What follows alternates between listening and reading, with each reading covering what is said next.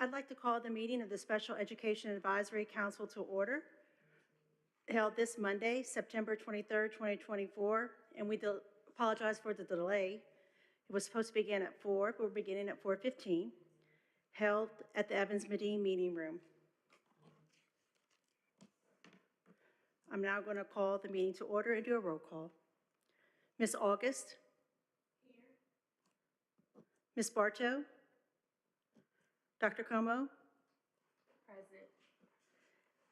Ms. Davis? Ms. Jack? Ms. Jamison?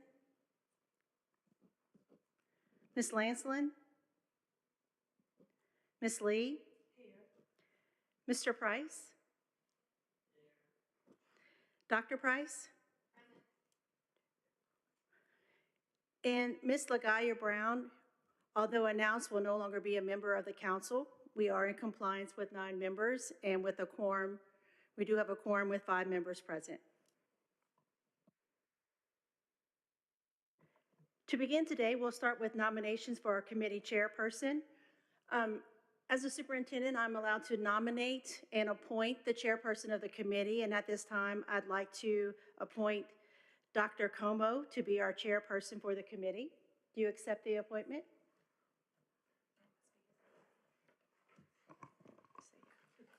Yes. We'll share a microphone.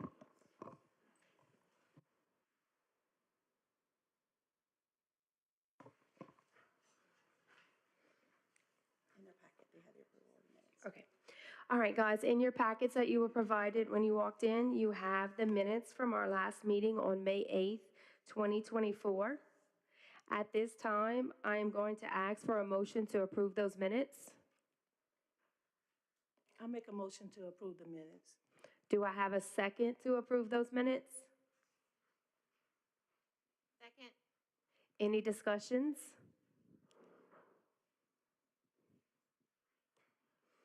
The minutes have been approved.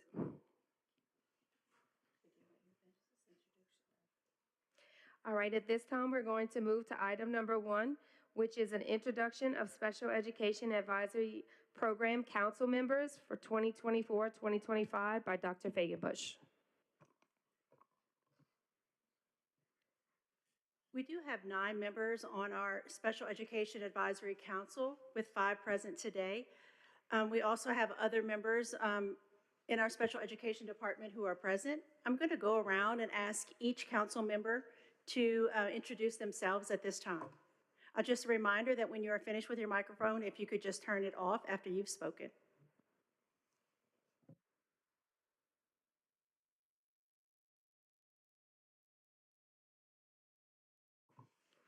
Brianna Como, Principal, Hattie Watts Elementary.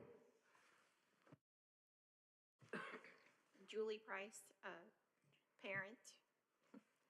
And next to me, he doesn't really want to talk, so this is Avery Price, my son. He is a junior at Morgan City High School and is in the self-contained program. My name is Willetta August, and I am the proud mother of Terrell August, and he is a senior at Centerville High School. We want to thank each one of you for taking your time to be a part of the council. We have set up some meeting dates, which we'll discuss in just a bit. But in doing so, I know this is an obligation that you have made to support our Special Education Department, and we greatly appreciate it. Thank you. All right, guys, at this time, we're going to move on to item number 2, which is setting the meeting dates and times. We do have some proposed meetings. The proposals are Monday, September 23rd, which was today, 4 o'clock. Monday, November 4th, 2024, 4 o'clock. Monday, January 27th, 2025, 4 o'clock. And Monday, March 10th, 2025, 4 o'clock. At this time, I'm going to ask for a motion to approve those dates. I'll make a motion to approve those dates. Do we have a second to approve those dates? Second. Any discussions? All right, at this time, we are approving the proposed dates for our SPED advisory meetings for the remainder of this year and next year.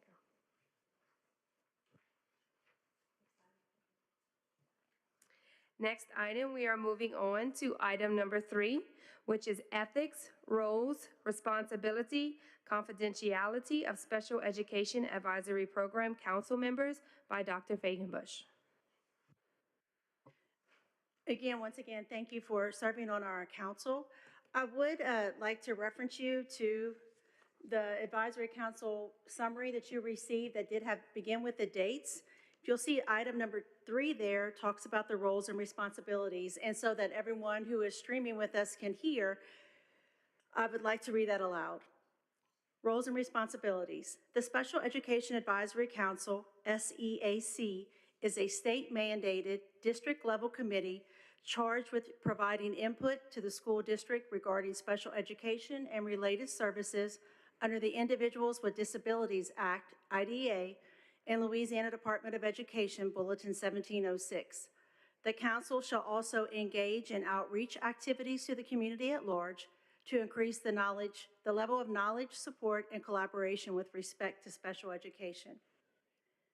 The membership of the council is very clearly outlined by revised statute 17-1944.1, which council members, that's also included in your packet.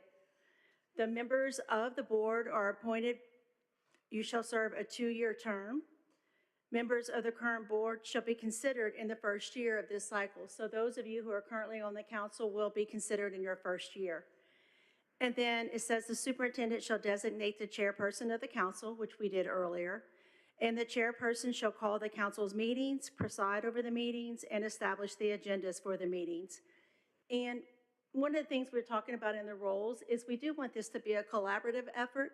So before our meetings, we will ask council members to send any ideas, thoughts, or input for the meetings that you would like to have discussed. Perhaps you're in the community and someone says to you, I'd like to know more about this, or can you have them explain this? Please share that with us so that way we can make sure that these council meetings are something from which everyone can learn about our SPED offerings in St. Mary Parish. And then, of course, confidentiality is crucial when reviewing policies and situations. And so we just need to be very careful at no time should we give out any individual information when we're discussing. So again, the attachments are there for you. Are there any comments or questions about the roles and responsibilities? All righty then, thank you. All right, guys, at this time, we will move on to item number 4, which are the goals for Special Education Advisory Program Council, which will be discussed by Ms. McClarity. Well, good afternoon. It's nice to be back here with this 24-25 school year. I thought that maybe we can discuss some goals that we might have to move forward and see at the end of the year, did we accomplish those goals for this year? So if you would just want to think about it and we'll discuss it. I have one that I have that you might want to think about. You know, the goal of this committee is to create a network to support families and to educate families on what is needed for their children or children in the system. So if we can collaboratively get together, maybe send in, when you send in your information that what we want to discuss at the next meeting, we can formulate that one goal and share it and adopt that. That's what we could do for the year. Is that okay to think about what we want to do, what goals we want to set, even if it's one goal to set at the next meeting that we can accomplish? Because it's a collaborative effort. It's not just one person doing it. We all have to do it together and send it in, and then we'll talk about it at the next meeting and decide and vote on it. One thing that I'd like to share, Ms. McClarity, is we are rolling over our website in St. Mary Parish, so our current website is an older format. When we come back in the second week of October, you'll see that there's an updated format. Mm-hmm. On that website, we are going to include under our special education department very specific information for example, the council and what it is that we're trying to do.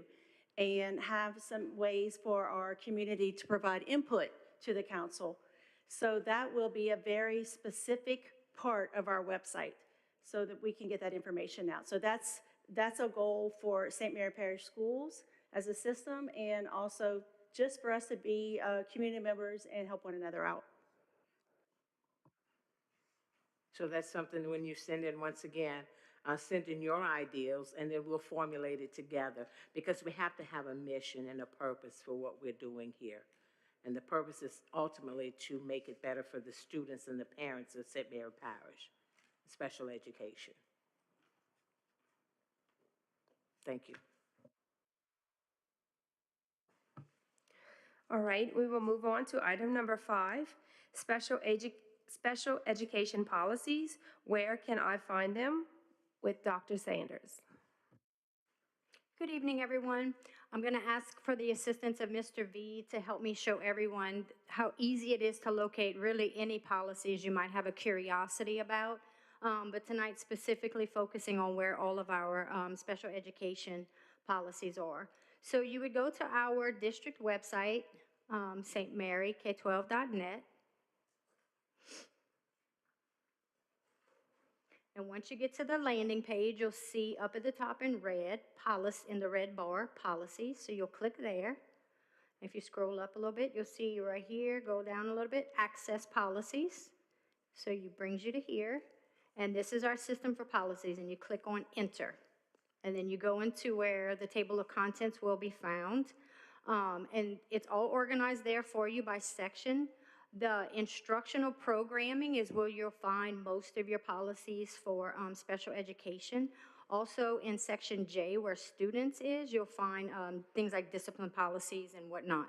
So, but for tonight, Mr. Veed, if you click on section I, please, and scroll down a bit, you'll see, if you stop right here, you'll have all of the things that fall under your special education world. All your policies will be found right here, including definitions of our advisory committee and things like that. So that will land you on anything dealing with instruction. Like I said, Jay will take you to discipline. But if you do like I do, when you get into policies, you forget where things are. So if you click the little search button at the top, you can always choose your like a topic word, and it'll bring you to wherever you need to go. So if you type in special education and hit your little green arrow, it'll bring you there. And you see how it's searching up everything in the system. And if you just scroll, anything that was ever decided dealing with special education is going to be right there. You just click on it, and there it is. So if you ever have any questions about how to find something, you need a little help, call me, I'll help you. The next item on the agenda, Mr. Veed, is IDDFC. So if you could take it, if you click on the left, it was right there. You see And it? before you move Yeah. it, if I can just say one thing. So you'll notice too, if you go past the first part, it talks about policies when she did the search. But if you go a little further down in the search, you'll see dates. And those dates, some of them say 2000, that's a long ways for me from here, but I think I see 2011, 12, 10. If you click on one of those are actually the minutes from a board meeting or a committee meeting where the words special education or education in specific were talked about. So if you're interested in perhaps some things that happened 10 years ago or 5 years ago, or what's been the process throughout, you can go here and search, and it's going to tell you exactly what happened on that meeting date. So there's a lot of information here for anyone who wants to take some time to review. So this is the next policy that Dr. Baker is going to discuss. Moving on to item number 6, policy IDDFC, cameras in special education classrooms. Dr. Fagenbush will discuss.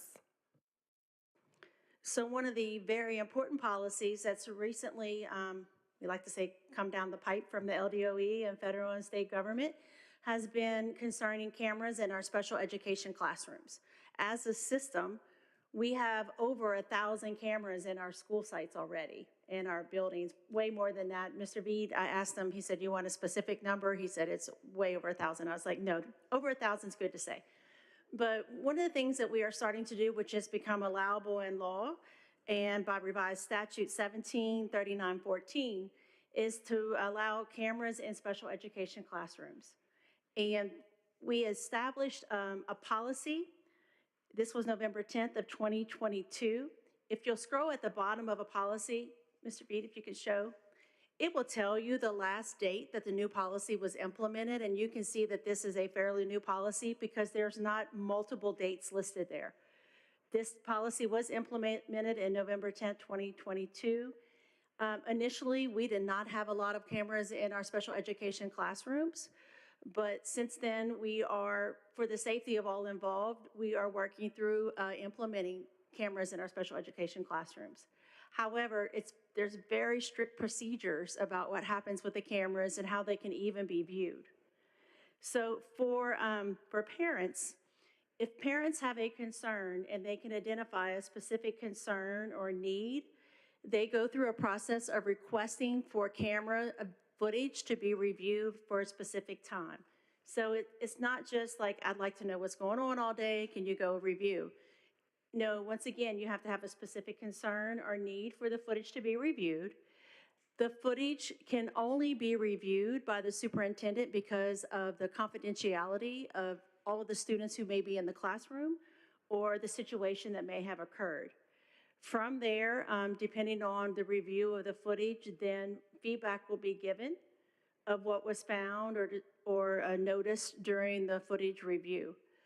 But I think it's really important to share that, once again, no one is allowed to review this footage unless it has been a formal request. The request has been deemed something justifiable, and then only one person can review the footage. Of course, after the review of the footage, if someone does not necessarily understand or feel the feedback is exactly what they would like to see, then further review can be done. But I think it's really important to talk about the fact that we are still strictly being very confidential in these classrooms. The makeup of the classrooms in which the cameras go in has to be student body population of 50% or more for the majority of the day. We are only looking at placing cameras in our self-contained classrooms and some of our resource classrooms in which we meet the guidelines for combination classes. It's a lot, but we do have cameras in our building, as I said, over 1,000-something cameras in our system already. But these are just more refined cameras in specific settings. So at this time, does anyone have any questions or comments about the policy? I just want to say that the parents do also get notified that the cameras are present because we received a letter at the beginning of the school year. Thank you for that, Dr. Price. Yes, we do not place cameras into a classroom unless the parents have been notified that that is going to be happening. For many reasons, that allows us to give the parents the policy, and that way the parents know their rights going forward if there are any concerns. Not only that, Dr. Fagan-Bush, the teachers also, everyone on campus knows that a camera is in those classrooms. As you walk into a building, you should see a sign that says audio video cameras in process. So we're letting the public know that if, you're walking down the hall, you're being videoed all over the place. And yes, you did get a letter, yes. And the teachers also received a letter. Even though it's on the campus, they have to. By law, they have to know that they're being monitored. Yes, and then once a camera has been reviewed or the footage, then of course, anyone who needs to be notified of any situation that has occurred will happen immediately. All right, if there are no further questions, thank you. Item number 7, the April Dunn Act, Parents Guide to Understanding the Law, which will be presented by Ms. Almitra Stansberry.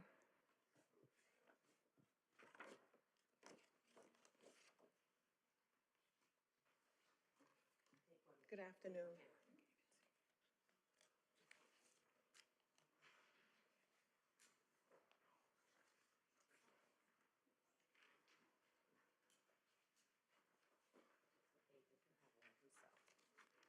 Good afternoon, everyone.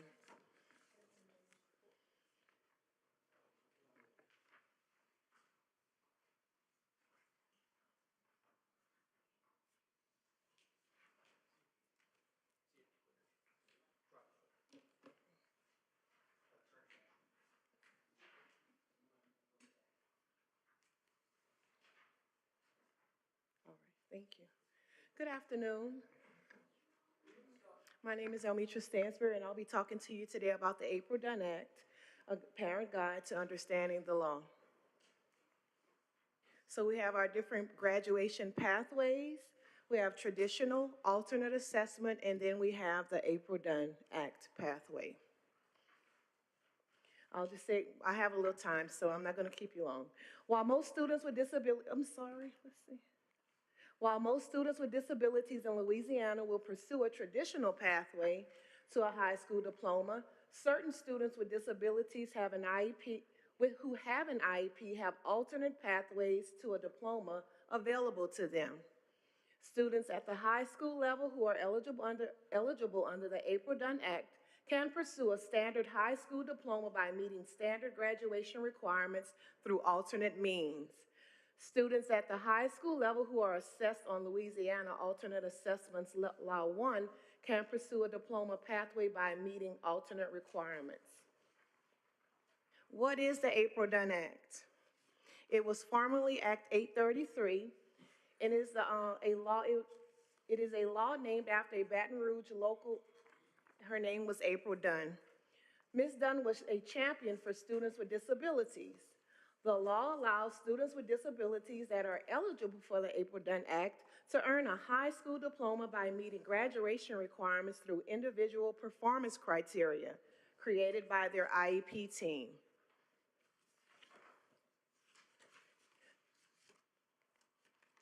Now we're going to look at the graduation pathways. We have the university pathway and we have the Jumpstart pathway.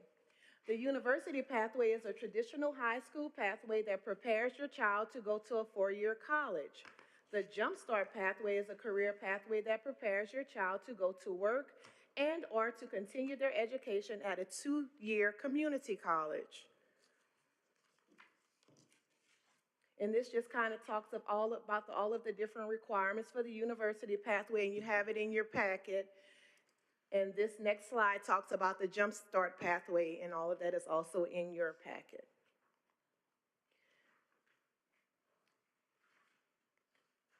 So now we're going to talk about who is eligible for the April Dunn Act.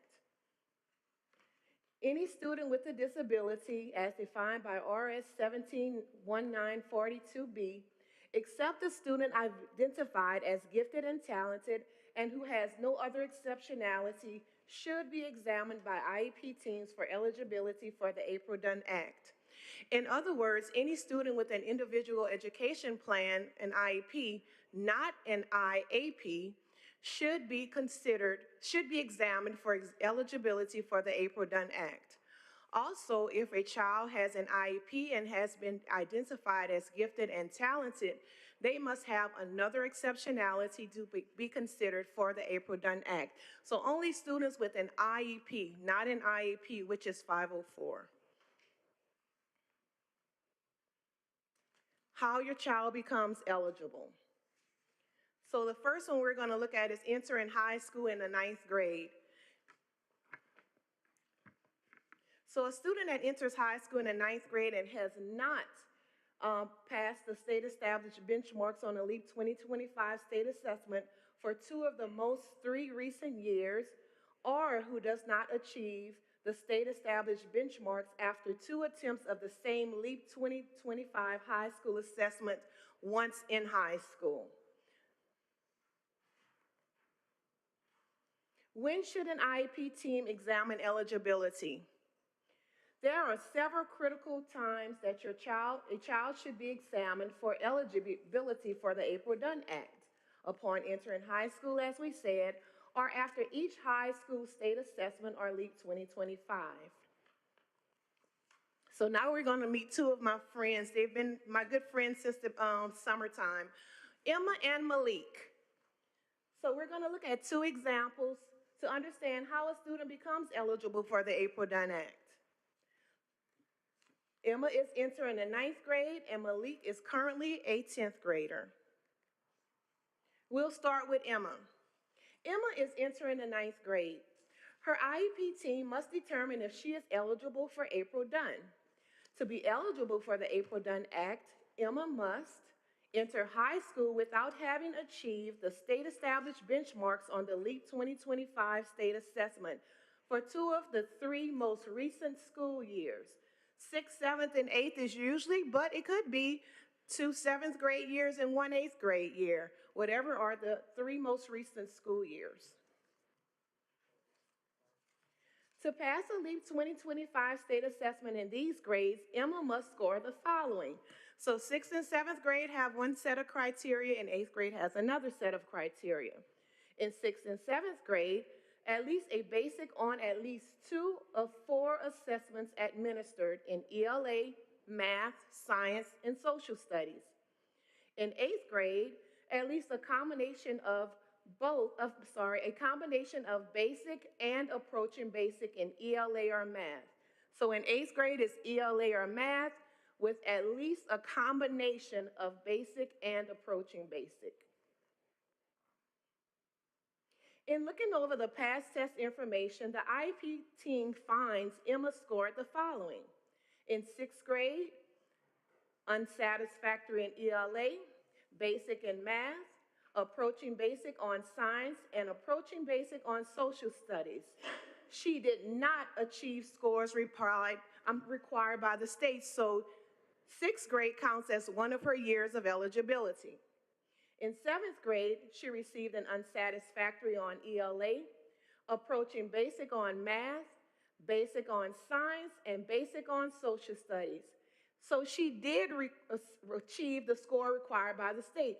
Looking at 7th grade with that unsat and that approaching basic, you would think she didn't, but according to the state's requirements, she did because she received the 2 out of the 4 basics on the 4 subject areas.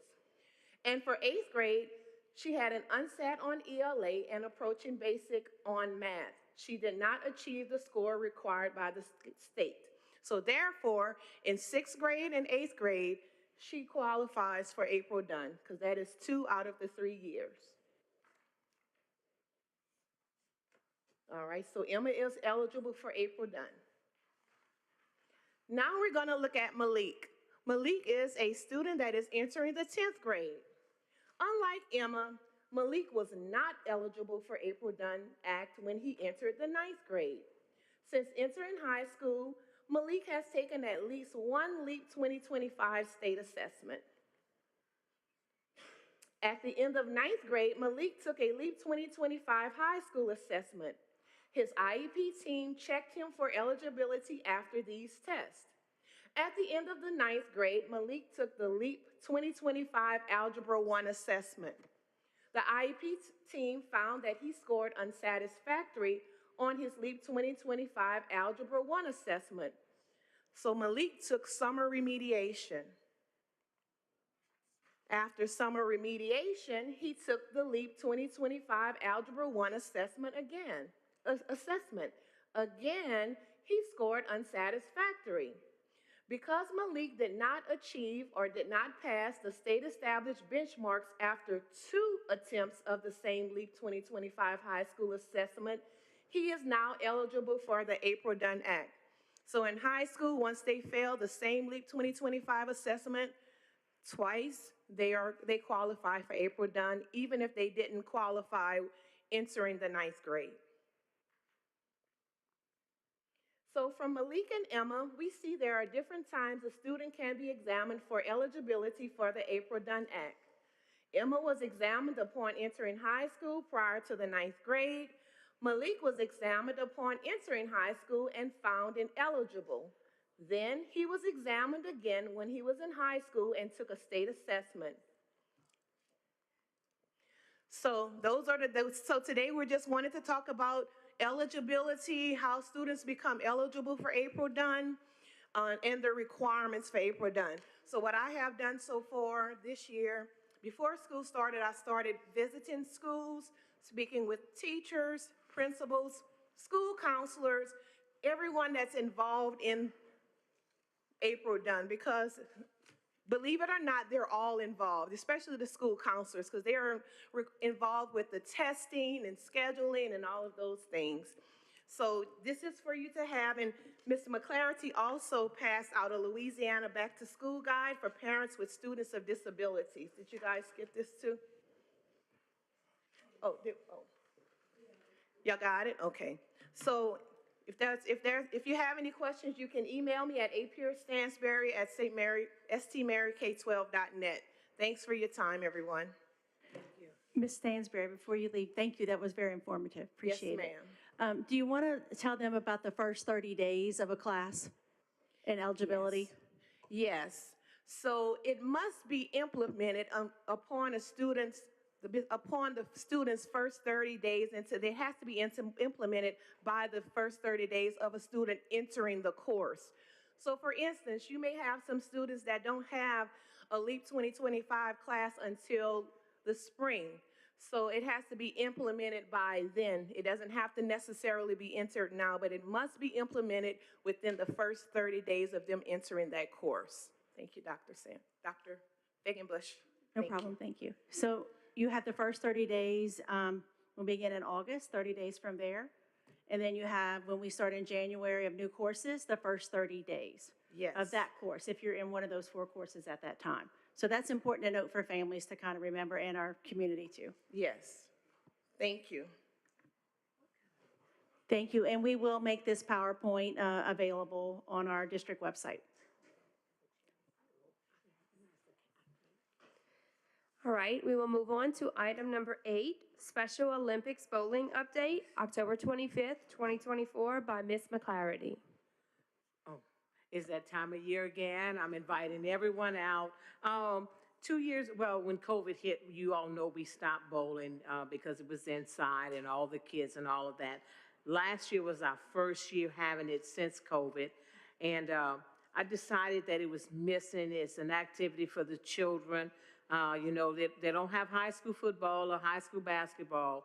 So I tried to keep in place the things that would have them have some success during the year. So I'm inviting everyone to come out and watch our students bowl. It's very fun. They're excited. Right? Avery's holding his hand up. Avery can vouch for that because that's a big thing for them. So I'm excited about it. It's October the 25th at the Bowling Lanes in Morgan City. So come out and enjoy. I think the bowling lanes is called Steelwood Lanes. Oh,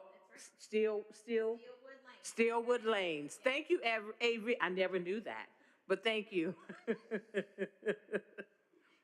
guess he told me. Moving on to item 9. Do we have any comments from committee members or attendees?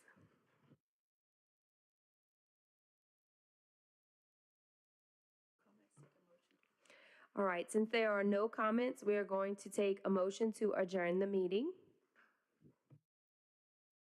I'll make a motion to adjourn the meeting.